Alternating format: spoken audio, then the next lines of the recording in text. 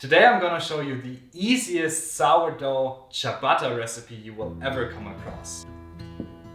First, add 90 grams of sourdough starter to a bowl. And yes, we're using the metric system, because what else would we use? Next, add 515 grams of all-purpose flour and 400 grams of lukewarm water.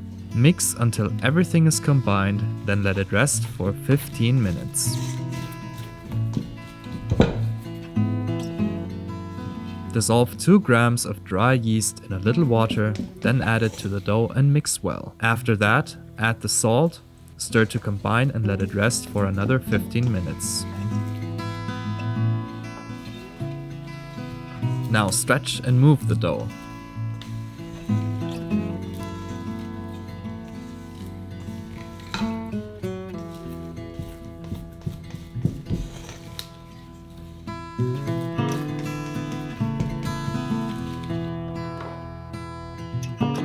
Transfer the dough to a container, cover it with a lid and let it rest overnight in the fridge. The next day, lightly dust a baking tray with flour. I prefer using a silicone mat instead of baking paper, but make sure it's heat resistant enough. Mine goes up to 250 degrees Celsius. Transfer the dough onto the tray and shape your ciabatta however you like.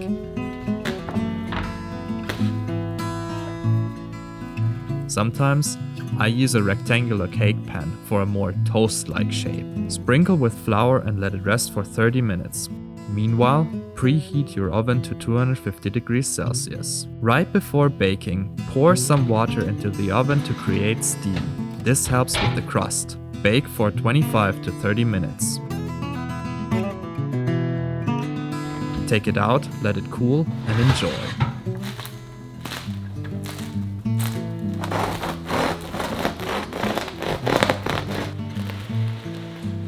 If you'd like me to make a video on how to make a sourdough starter, let me know in the comments.